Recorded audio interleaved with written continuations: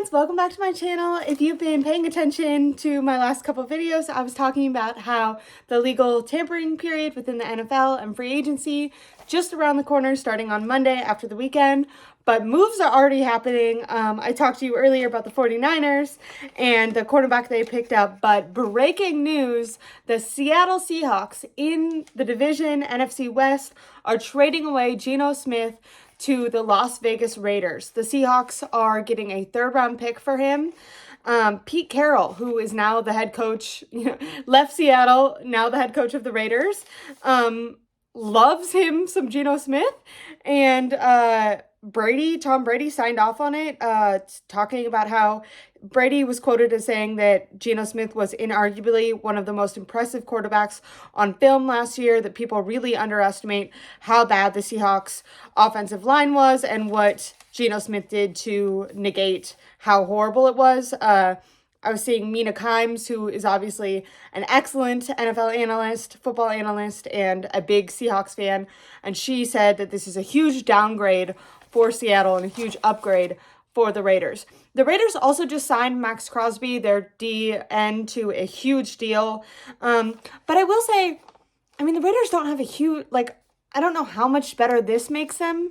I think Geno is good, but I would consider him a middle-of-the-road quarterback, maybe, 15, 14 type of area. And they already had Max Crosby and were bottom of the league last year.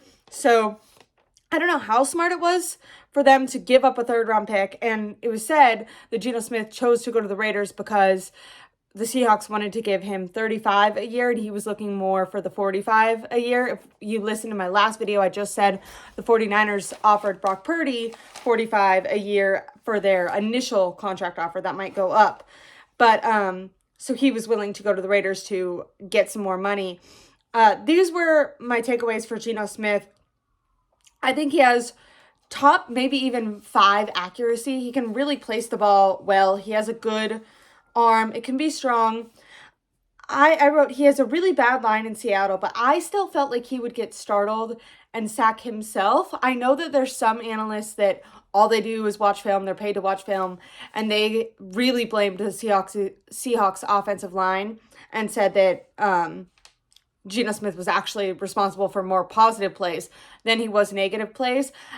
I think when he's playing the 49ers and he sees Nick Bosa across from him, you can tell that he gets startled and he does not feel like he's going to win. I think when they lost the game in Seattle, they almost won. If you guys remember, they almost came back, threw a ball to DK, and DK dropped it and then threw a fit as if it wasn't his fault that he dropped the ball. And then they came into Levi Stadium and beat the 49ers here. So I think this is good news for the 49ers. I'm not saying Geno Smith is a world beater, but Ian Rappaport of NFL Network came out and said that he thinks the Seahawks are going to try to get Sam Darnold to be their QB. And if they're willing to pay Sam Darnold 40 or 35, as much or more than Geno Smith, I think Geno Smith is a better quarterback than Sam Darnold. Sam Darnold obviously had a better year last year on the Vikings. The Vikings had a top 2 offensive line, maybe even the best offensive line in football. They had Justin Jefferson. They have all the receiving weapons, tight ends. They have a dominant defense and Brian Flores.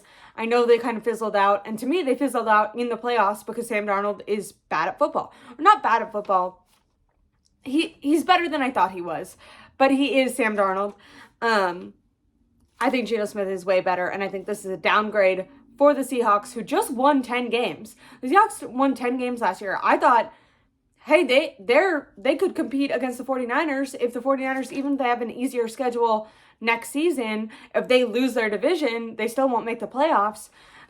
The Seahawks, if they downgrade, now maybe the 49ers, instead of splitting them 1-1, maybe now the 49ers beat the Seahawks both times. I'm not saying for sure that's going to happen. It would sure make Kyle Shanahan look horrible if they do go get Sam Darnold or Kirk Cousins. Kirk Cousins is also available. If the Seahawks sign either Sam Darnold or Kirk Cousins, and then the Seahawks end up beating the 49ers, that's a horrible look for Kyle and for the 49ers organization. But I'm hoping and I'm going to trust what the analysts say, and even though I'm down on Geno Smith and I don't think he's that great, I see what they're saying by that offensive line had tons of issues. Gino Smith was, he had good scrambling ability. Some of the positive plays that he did have when the 49ers faced the Seahawks in Seattle last year, even though they lost that game, one of the reasons they ended up almost coming back was because Geno Smith was able to scramble and kind of get away from Nick Bosa. He just gets like, I feel like he starts tap dancing with his feet, like he gets happy feet. But analysts are saying that this is a downgrade for Seattle, and that is good news for the 49ers, who absolutely need to win their division next year in order to, get out of this rut that they're in, especially if they're saving money. It's like, if the 49ers aren't making their team better, they need all the teams around them to get worse. So hopefully that's what's happening. The Seahawks just got worse, but yeah, find someone who loves you as much as Pete Carroll loves Geno Smith, because how funny is it if you're Russell Wilson? Russell Wilson is available, and Pete Carroll's like, no, we don't want him. We want to go get Geno. Yikes. But yeah, find someone who loves you as much as Pete Carroll loves Geno Smith, and please make sure to like and subscribe to my channel.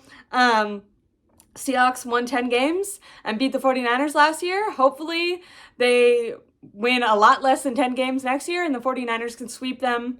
Bye-bye Seahawks, and get it into the playoffs. That's my hope. So anyways, I love you guys. I hope you're having a good Friday night, and I just wanted to make a quick little video because I feel like it'd be like if the 49ers traded Brock Purdy. It's a big deal to move on from a franchise quarterback. I don't know. Did they do the right thing? I don't know if I'm the Seahawks, maybe he's good, but is he worth 45? I don't know. They need to shore up that offensive line. I don't think Sam Darnold's helping them at all. And do the Raiders get much better? See, I feel like Geno Smith and Sam Darnold, maybe Geno Smith's a little better, but they're not that much better. I don't know. Like, if you put Sam Darnold on the Raiders, would the Raiders all of a sudden be better? I don't know. I think Sam Darnold had a good year. He's maybe better than we thought, but he mostly had a good year because he was on the Vikings that had probably the best team aside from the Eagles in the NFL. So roster-wise, just like construction with Jefferson, with their head coach who was also very innovative, and their offensive line was, like I said, best in football, maybe outside of the Eagles. Vikings and Eagles were competing for who had the best line in football. So wherever Sam Darnold goes, I don't think he's going to look as good as he did on the Vikings. That's just my hypothesis, though. Maybe I'm wrong. And yeah, please give me a like, give me a subscribe. Thank you guys so much, and have a safe weekend. Keep it liked and subscribed, because as breaking news comes, I'll be giving it to you. Hopefully 49ers can get a deal done with Brock soon. See ya. Bye.